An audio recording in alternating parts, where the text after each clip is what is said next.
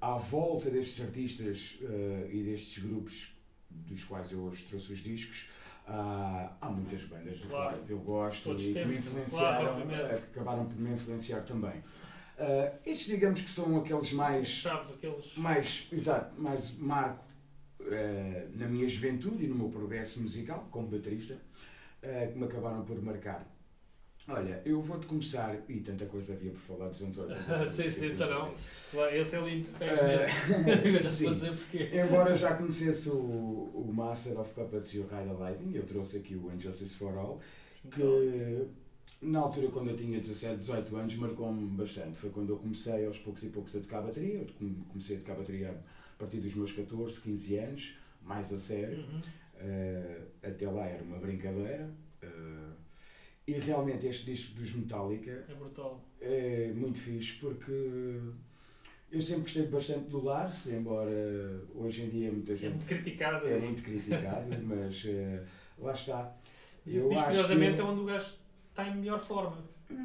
Sim, deduzo que sim. Pelo menos talvez seja um disco que ele mete a bateria de uma forma diferente. A composição dele de bateria é fora do normal, ou seja, não é muito convencional. Sim. E foi isso que me alertou para aquele jogo de Between Fruits and Hands, que eu gostei bastante e que não era convencional no heavy metal. E cá está, o Injustice for All foi muito importante para mim no meu crescimento como baterista e ouvir... Isto, estava-me a rir quando pegaste neste disco, porque este disco tem a música que me fez tocar a bateria. Então estamos juntos.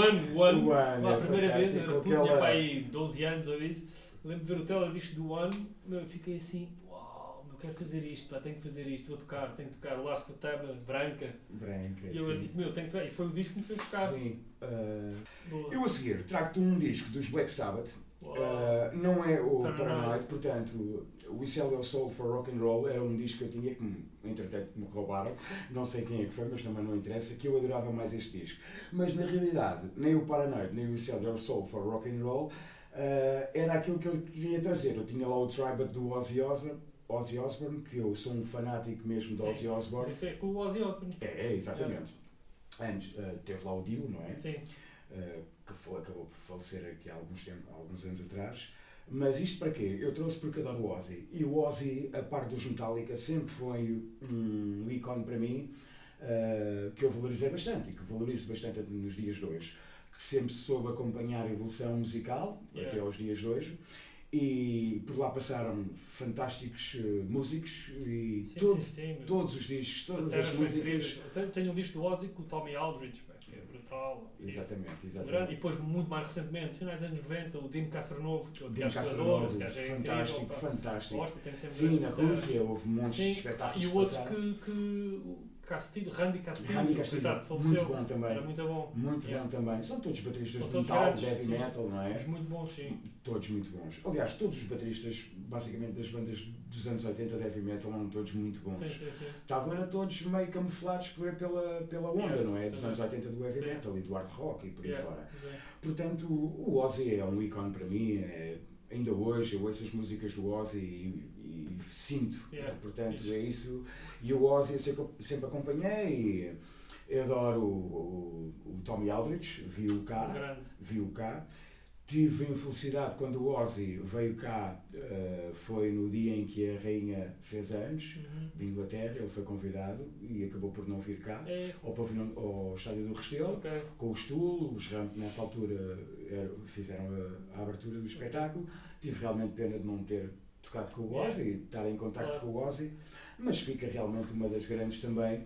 Disco Paranoid. Uma grande influência para mim como músico, como baterista, enfim, como tudo. Desde que conheci de todo o material que trocámos e de tudo. Os primeiros duos foi quando acho que não foi os primeiros duos que eu fiz, nós fazíamos tardes e tardes a fazer tardes. Foi contigo. Já lá vão mais de 15 anos.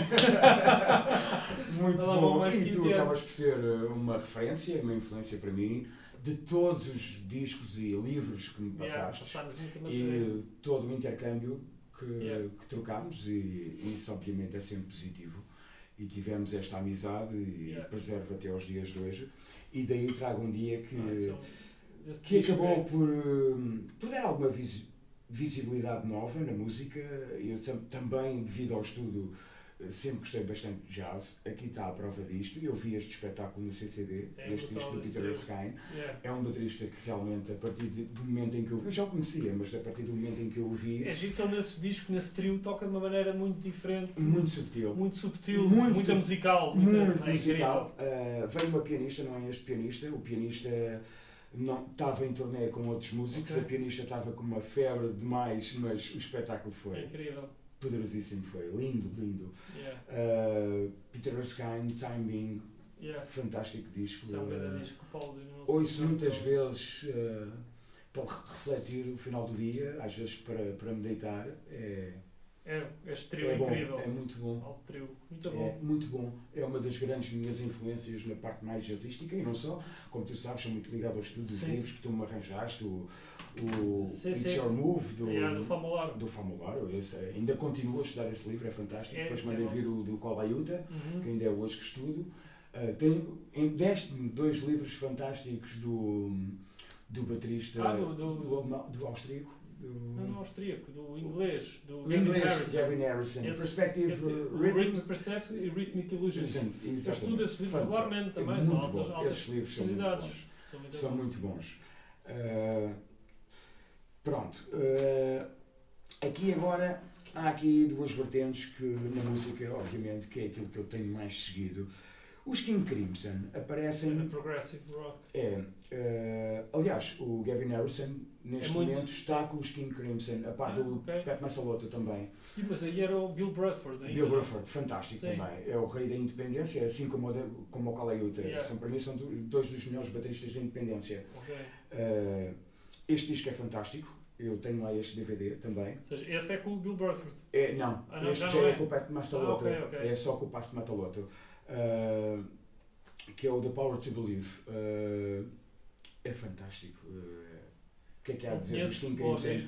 Eu, através deste disco, comecei a conhecer toda a história deles como músicos e os discos e toda a discografia dos King Crimson e desde já fiquei logo fã. Realmente é uma banda que eu me identifico bastante e gosto bastante das letras. Inclusive eu tive a oportunidade de ver cá o Adrian Belew, o cantor. Tenho discos, ainda o Adrian Belew não estava nos King Crimson, que era só o Robert Fripp. Mas os King Crimson realmente para mim são uma referência como baterista, como projeto. Tudo que me envolve na música, eles são uma referência. Gosto de tudo o que fazem. Há coisas assim um bocadinho mais forex, mais fora do baralho, mas até isso acho que faz parte da consistência dos King Crimson. Eles são mesmo assim e é isso que me alicia. Gosto das coisas às vezes certas, mas às vezes saírem fora do que aquilo que está presente, não é? O saber improvisar e às vezes muito bom, é muito bom. Exatamente. E por último, o nosso Frank Zappa, não é? Claro. Nesta altura com o Terry Bozzio. Era o Bozzio que é o Baby Snakes. Portanto, isto é fantástico, é uma loucura. A música de toda a história, de todo este vídeo, que isso é um DVD? faz-me, sei lá, por exemplo, a Anitta, uma pessoa com quem eu estive junto 13 anos, eu punha o DVD e ela só tinha a vontade de arrumar a casa. Complicava o sistema nervoso. Portanto, a mim dá-me vontade de explorar e ouço este DVD e dá-me vontade de tocar bateria, dá-me vontade de tocar piano, dá-me vontade de tocar guitarra. Portanto, inspira-te com música. Exatamente. É muito bom. É o Baby Snakes. Baby Snakes. É fantástico também e é isso, realmente. É inspirador. É bastante normal. Exatamente.